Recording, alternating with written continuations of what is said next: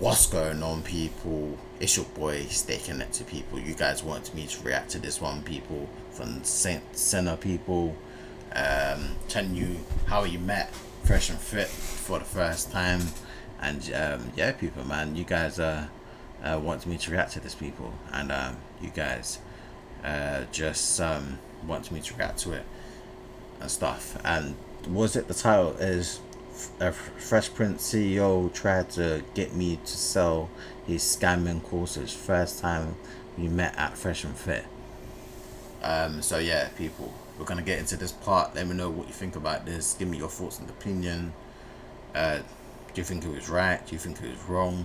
And people, let me know your thoughts and opinion in the comment section down below. Let's get into this one right about now.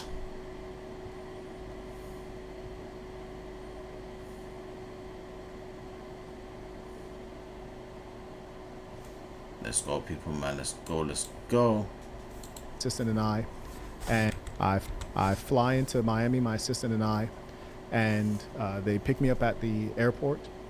And I remember it like it was yesterday. I was wearing an Islamic thobe because I was gonna shoot over to Hold on, let me skip it a little bit. Spain. I was gonna shoot over. I did this during the people on the live stream before, like direct Patreon, like YouTube, with offices throughout the United States, deal with the Chinese government. Very transparent. I opened up the chest as much as you could expect. Hold on, sorry. So showed them everything, and they were very thankful, and it did change the way they do business, of course. And then I left and went on to Spain to carry on with my affairs. So that's how we met, and they were both remarkably humble. And I remember thinking about, I really like the way these guys comport themselves. They're hardworking, humble guys, and I really hope that they're successful. And I watched them from a distance, and I saw them rising up, and every inch that they rose up, I was sincerely happy for them. I want you guys to know that that's very rare, that someone who doesn't have to help you volunteers to help you. It's very rare that someone is sincerely happy to see you rise up, even if you pass them. Never once did I think, oh, wow, they're getting bigger than me. I never thought that. I always thought, man, these guys are hardworking. Yes, run it up, keep going, more subs. Yeah. Yeah, but people, how does it sound now though? It sounds like he hates them now. That's the main point, that people may see from the another point of view now. Yeah, they surpass you. Yeah, they're doing what you wish they'd done and which they did do, but now you feel some type of way. Now, this is the thing about doing this type of video and stuff. Obviously, a lot of people are gonna ask you, how did you meet these guys? How did you do that? That's just a normal thing. You're always gonna explain how you met someone, isn't it? Someone who is a fan of you, or you become a fan of them. Do you know what I mean? And that's natural. So it's cool he did it, but the way he's doing it, he sounds salty as hell now. That's how it will come off to most maybe new viewers. You know what I mean? They're gonna take this as like, this guy's salty. It could be that's what people think now of him. Yes, get to 1 million. I was loving to see what they were doing, because remember, I didn't consider myself a YouTuber. I'm a tech CEO. I'm not competing with them at any level. But let me rewind this just a little bit to give you a little bit more context. So when I flew in with my assistant, and this was the very first trip in the morning, they had picked me up and we were going to get something to eat, and we drove into a neighborhood called Wynwood, and we pull up.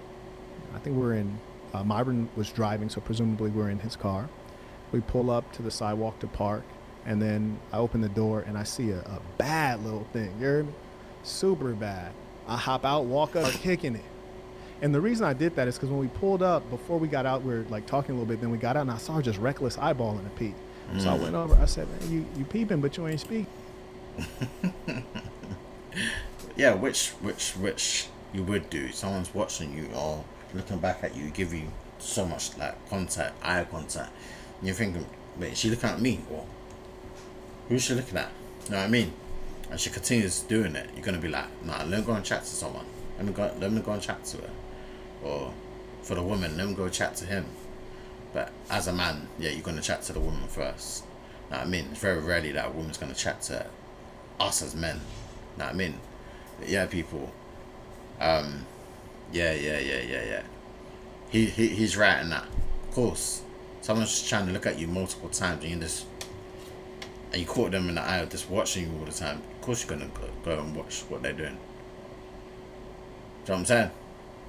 And what's happening with it? And she's like, oh, that's my boyfriend. I said, oh, that's crazy because you were like really staring hard. So, is that real? And then she just looks at him, and I look at him, ice grill. Because as far as I'm concerned, like, bro's a sucker. If she was staring at me that hard, like, he's not even a factor. I'm not going to waste the fact that I already walked over here. So then I was like, well, it was nice to meet you. You too. And then walked off. And then these two characters were like, oh, man, like, dude, that guy was big. Like, I had your back. This is Myron. I had your back. And then Fresh was like, yeah, me too. Like, if he did anything, I had your back. Wait. Let's go back to that again. And then these two characters were like, oh, man, like, dude, that guy was big. Like, I had your back. This is Myron. I had your back. And then Fresh was like, yeah, me too. Like, if he did anything, I had your back. I'm like, you guys. Hey, people. Do you think that part is true? Yes or no? Do you think that part was true? Yes or no?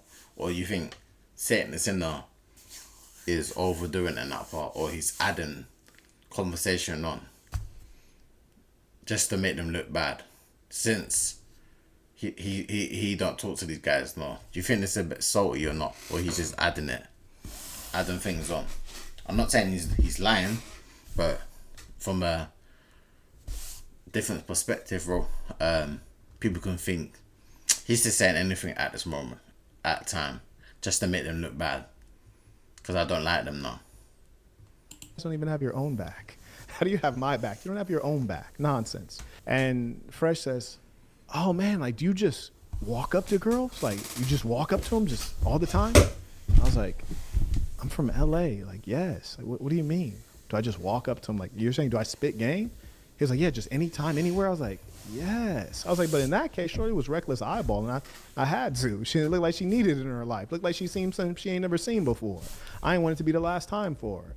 But I knew that I was dealing with some guys who were ultra lame, because you're in the space where you teach like masculinity and you teach men's. Yeah, but the thing is, what I don't get about that, yeah, if you thought they were lame, didn't he go back to them like twice after? I swear he's been, since he's trying to say the first time he went there, didn't he go back there a second time, 2 times after that? So if they were lame, why would you go back on the podcast? That was lame. This is what I don't get, people. If you thought they were like lame the first time, does that make sense, people? I'm just saying, people, if you don't like someone, or you think someone's lame, in that term, the way he's saying it, lame, why would you even mess with that person? It seems a bit weird to me that you will mess with someone and go back on their podcast knowing that you know they're lame. So I don't get that part right there. Improve self-improvement, and you teach game and how to talk to women, but you're shocked that I talked to a woman. You're shocked that I went and talked to a woman. And then bro says this, and I was always honorable with these young men. We're the same age, but I look at them like young men. So he says, oh man, because I really work the Instagram game. He's like, my IG is like, I figured out how to get your IG popping. I know how to get you verified on IG, and then like it'll, like chicks, they look at your IG and it's just done. It's done. Like, it's a wrap. And I was kind of thinking, like, that's lame. Like, you're basically trying to turn Instagram into a dating app, and you're the one reaching out to the chicks. And it's like, what you're trying to do is get the girl based off of clout or perceived wealth. not based on you and who you are. Which No, but you know what though? I think that was fresh. Who he's referring to, right? Like, I swear, Instagram is for dating though, because that's what it's been. I swear that's what it was personally used for. Is to reach out, to connect, to network, to do all these sort of things. To do that anyway. Or am I wrong, people, to think that? to me is lame. So I was like, oh, okay, that's interesting. And then he makes his first pitch. He says, oh, I actually got a course on like I could get you verified. And I was like, I'm already verified. He's like, you're verified on Instagram? I was like, yeah. I was like, I don't have a ton of followers, but I'm verified because I have a lot of articles about me because I'm a businessman. I've been doing business for some time. There's a lot of articles. And when you're in Forbes, like they'll verify you. So I'm verified. He's like, oh, okay, I didn't know that. And mind you, at the time, I didn't have a lot of followers on Instagram. I couldn't remember how many. Maybe it was like 8,000 or something. But I was verified because there's a lot of news articles about me. I was an international businessman and author. So anyways, he says, okay, well, anyways, you can make a lot of money. I got a course on how to get your Instagram popping, and we can get you verified, and we can run up your Instagram followers, and then you can use that to get the girls. And in my head, I'm like, niggas got to do all that to get a bitch? Oh, my goodness. That's too much. It's too much, dog. So I say to him, yeah. He's like, yeah, you can get commission. He was like, every time you sell a course, like we'll give you like 50%. And I was like, you know what? Send your course to my assistant, and if she goes through it and she finds that it's quality and it's reliable, you don't need to pay me any commission. I will promote your course because it's a good product and we're cool, and you don't ever need to send me anything. It's love. Like if it's a good tool that's helpful to people, I'm sure there's some people who want to run up their Instagram. You don't ever need to send me a penny. You don't ever need to send me commission. Just send it to my assistant. We just have to make sure it's quality and it's real, because I tell you what, I know that Instagram, if things are fraudulent, they might disable your account. They might take your account. They might ban you. Yeah, that's and true. I don't want to be the guy who gets my... What he's saying there is true, people. Some things can get your IG account disabled and deleted quick time. Followers or my fans banned on Instagram, having them do something that's not on the up Which and up. is reasonable. He's like, yeah, for sure. So he never sent the course to her because I think it was not on the up and up and it was fraudulent. And I think what was shocking to him was that I was not trying to scrape every dollar possible out of our association. There you go, people, man. There you go. Let me know your thoughts and opinion, people, on that one, man.